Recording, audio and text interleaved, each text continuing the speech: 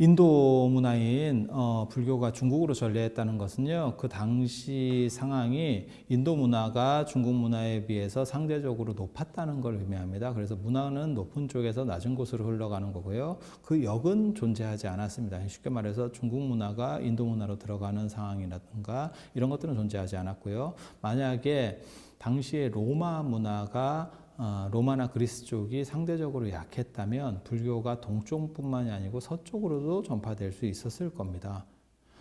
그래서 인도에서 출발한 불교가 동쪽으로 흘러 들어올 수 있었던 가장 큰 원인에는 중국 문화가 그 당시에 불교가 들어올 당시 얘기하는 거예요. 그러니까는 후한 시대. 후한과 삼국지라고 우리가 알려져 있는 그런 시대에서 상당히 좀 문제들이 혼란기를 겪었기 때문에 그래서 인도 문화가 중국으로 들어올 수 있었고요. 하지만 중국 문화가 다들 아시다시피 그렇게 문화적 배경이 약한 곳이 아닙니다. 그러니까 시대적으로 한 시대에는 약했지만 중국 문화 자체도 굉장히 강력하고요. 나중에는 뭐 당나라 땅 이렇게 올라가면 로마를 제끼고 전 세계 최고 문명권으로까지 올라가니까요. 그런 걸 생각해 보면 중국 문화의 저력이라는 게 있죠. 그러면서 불교는 이제 중국화되기 시작하는 거죠. 두 가지가 섞이는 거예요. 그래서 문화 배경이 약하면 선주 문화는 사라지고 이식된 문화들로만 움직여요.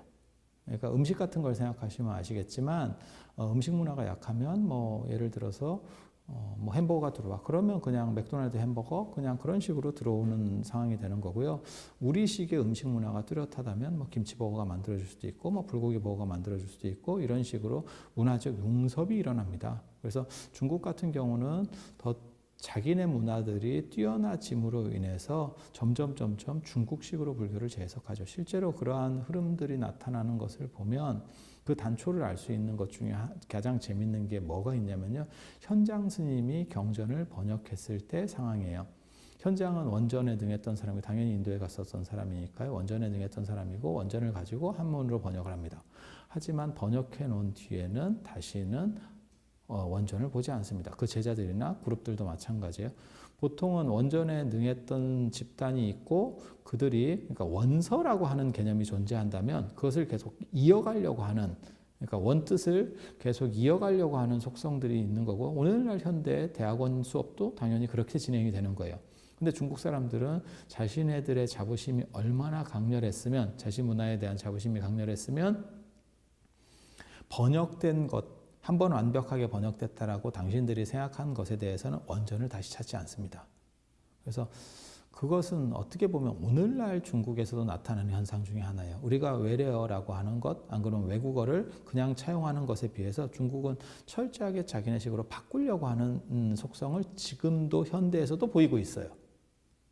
그래서 굉장히 재미있는 특징 중에 하나고요.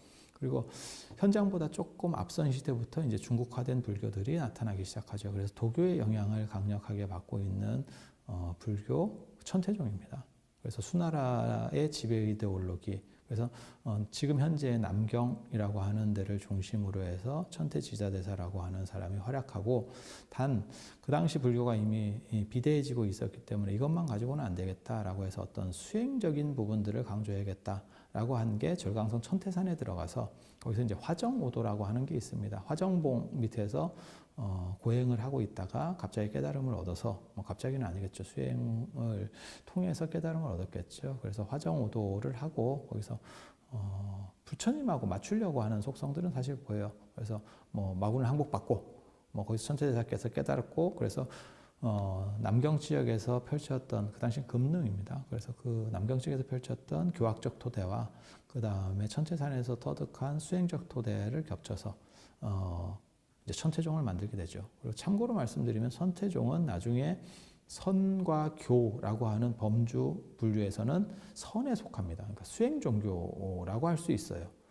그래서 천태종이라고 하는 것이 중국화된 그리고 이 천태종은 특징을 보면 도교적 요소들이 상당히 강력합니다. 그것은 천태산이 불교 이전에 도교산이었던 원인도 존재할 겁니다. 그리고 그 당시에는 같은 종교 전통에서 중국화된 종교 전통에서는 사실 도교 말고 다른 종교는 마땅히 없어요. 그러니까 유교는 그 당시에 정치 철학이었고 뭐 북송, 남송 시대나 가야 신유교가 만들어지면서 이제 정치 철학에서 벗어나서 수양론 중심으로 바뀌게 되는 거거든요. 그러니까 수나라 때는 당연히 유교에서의 수양적인 부분들은 존재하지 않았고요. 그렇다 보니까 천태종은 도교와 간섭되는, 그러니까 영향을 받는 부분들이 상대적으로 강하고요. 그 다음에 당나라로 넘어가면 드디어 우리가 아는 화엄종이라고 하는 것이 성립이 되고, 화엄종은 천태종이 오류나 안 그러면 그런 문제점으로부터 훨씬 더 자유롭죠. 왜냐하면 그때는 이미 불교가 어느 정도 이상의 기틀을 가졌을 때고, 그래서 중국 불교 안에서 어떤 철학 체제를 만들어내는 거죠. 그게 화엄종의 어떤 특징입니다. 그렇지만 그런 화엄종에서 말하는 화엄 사상이 인도에도 다 있었느냐, 그런 것은 아니에요. 그래서 인도에서 말하고 있는 화엄 사상을 기반으로 해서 중국적 문제의식, 그 다음에 중국 문화적으로 어떻게 하면 이것을 풀어갈 수 있는가에 대한 그러한 지난한 노력과 해법 제시가 화엄 사상이라고 하면 되겠습니다. 그리고 그 외에 이제 나중에 당나라 중기에 나타나는 선종은 화엄 사상, 천태종은 선과 교가 아울러 가는 이런 구조입니다. 그 중에서 선적인 측면이 좀 더 강하다고 보시면 되고요. 그에 비해서 화엄종은 교 쪽이 좀 더 강하고요. 그러니까 교 쪽이 하나를 너무 이렇게 크게 치고 들어가니까 그 다음에 나오는 수행 전통에 대한 수요들이 있었고, 그것을 대변하는 게 선종입니다. 그래서 선종의 맹하, 시작이라고 할 만한 분은 여러분 다 아시는 달마대사 라고 하는 분이 존재하는 거고요.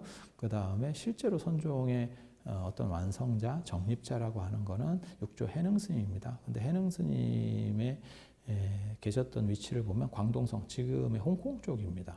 그래서 남방 중국에서 약간 시골로 분류되던, 안 그러면 아주 변방으로 분류되던, 우리식으로 말하면